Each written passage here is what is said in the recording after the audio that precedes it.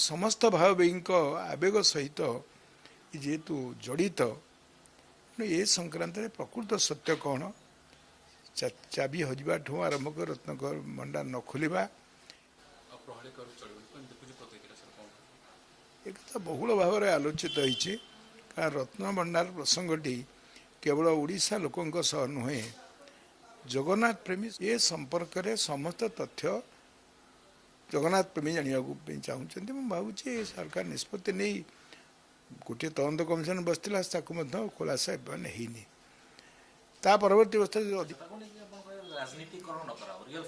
निश्चित भाव में जगन्नाथ को राजनीति भितर बंधा नुहति कहली भावावेग अच्छी समस्त जड़ित तेणु से प्रसंगटी को सरकार जिते बड़े लक्ष्य कर सतर्कतार सहित खोज आहरी अधिक तदंतर आवश्यकता अच्छी अत्यंत सतर्कतार सहित ये एक संवेदनशील प्रसंग हो सरकार पदक्षेप नियंतु तदंत करूँ जी दोषी दंड देवार किसी असुविधा नहीं दबा उचित कारण समस्त ओडिशावासी स्वागत करेंगे सतर्कता एवं सबु दिग को विचार को नहीं ए संपर्क में तदंत करूँ एवं आवश्यक कार्यानुष्ठान ग्रहण करूँ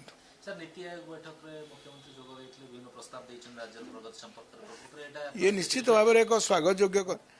से मुख्यमंत्री माननीय नवीन पट्टनायक एक प्रसंगटी उठे दाबी भी कर ओडिशावासी दाबी और आज जो मुख्यमंत्री मोहन माझी से कथाटी उठे आमको स्पेशल पैकेज दियो विकसित ओडिशा से केंद्र सरकार विचार करने उचित एवं नीतु था किए मुख्यमंत्री अतीत सरकार कौन प्रस्ताव देते बर्तमान सरकार ताकू नदेवे एक कथा नुहे आम special package demand special category state आगुरी कहते परवर्ती अवस्था स्वतंत्र आर्थिक सहायता बारंबार आयोग जो फोरम टी सी तो निश्चित भाव में डेवलपमेंट कथा आलोचना हम ता संगे ओडिशार स्वार्थ संबंधी अन्य प्रसंग आलोचना करने उचित एवं पोलावरम प्रकल्प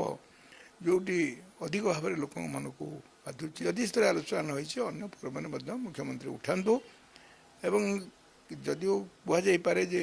विभिन्न समय जो इंटर डिस्ट्रिक्ट रेवेन्यू जो रिभर डिस्प्यूट अच्छी ट्राइब्यूनाल अच्छी ट्राइब्यूनाल कथा नुहे गोटे प्रोजेक्ट को सरकार जो मंजूरी दौरान से आज मालकानगिरी लोके बन्या द्वारा क्षतिग्रस्त होती ये प्रकल्पटी केंद्रीय प्रकल्प हो जोटी केंद्र सरकार हस्तक्षेप आवश्यकता अच्छी तेणु सी नीति आयोग भितर आलोचना होते भल होता और तार पब्लिक हियरिंग कि ना केते क्षतिग्रस्त हे तार जो समस्त दिगटी ताकू विचार को निया जाई नहीं बोली ये संक्रांत रे से प्रसंगटी उठवा दरकार एवं ओडिशार सामूहिक स्वार्थ पे किसी विरोधी किसी शासक कथा नुहे समस्ते मिलित भाव स्वर उत्तोलन करबा एही भली वीडियो देखिबा पाई आम चैनल को लाइक शेयर सब्सक्राइब करंतु ब्यूरो रिपोर्ट ओडिया न्यूज।